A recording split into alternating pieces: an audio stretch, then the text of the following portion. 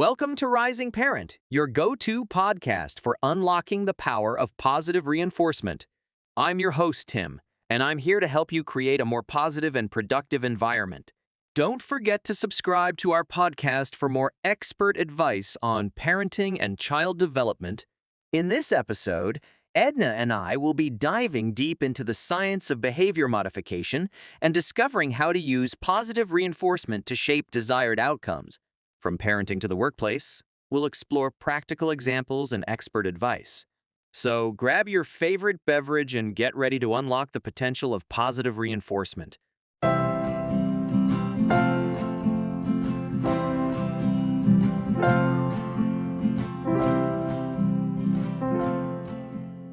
Hey everyone, welcome back. Ready to dive into something really useful today?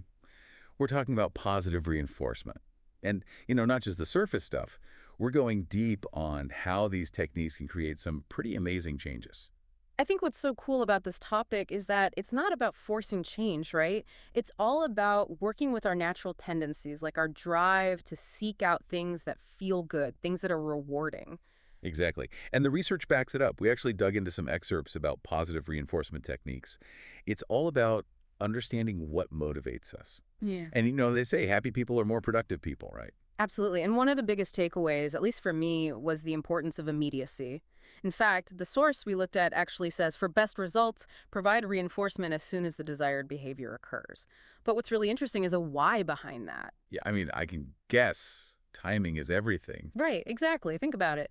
Let's say you're trying to teach your dog to shake a paw. If you give him a treat a minute after he does it, he might think he's getting the treat for, like, sniffing the couch or something, not the actual handshake. Oh, that's a good point. So it's like you want to really solidify that connection in their brain right when they do the thing you're looking for. Exactly. The quicker you reward the behavior, the stronger that connection becomes in the brain. It's like learning anything else. Yeah. You want to make that link crystal clear. Okay, that makes sense. So immediacy is key.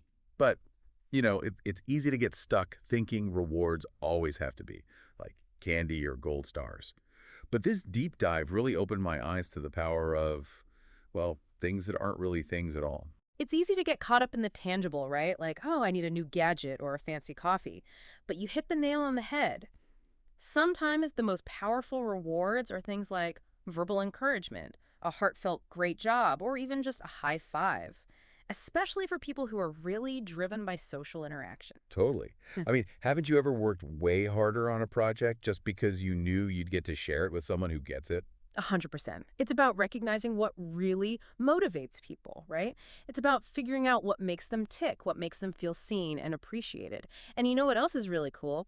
Token economies. This was a fascinating part of the research. Okay, tell me more, because that sounds kind of like Monopoly money, Yeah, and I'm here for it. it kind of is. So imagine a system, say, in a classroom, where students earn tokens for positive behaviors.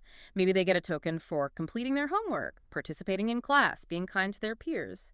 Then they can actually trade in those tokens for, like, extra recess time or a cool prize from the classroom treasure chest. See, now that's motivating. It's like, I'm going to be the best at cleaning up my room because then I get that cool thing I've been wanting. Exactly. And that sense of working towards something, that delayed gratification, it's a powerful motivator for a lot of people. It's like that feeling of accomplishment, right? Like, I did this. Yes.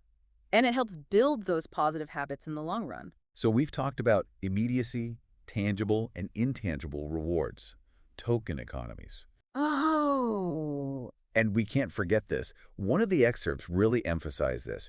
Reward the effort, not just the outcome. In fact, it actually said rewarding effort encourages persistence and a positive attitude towards challenges. This is so crucial, and it ties directly to fostering a growth mindset, that belief that our abilities aren't fixed, but rather they can be developed through hard work and dedication.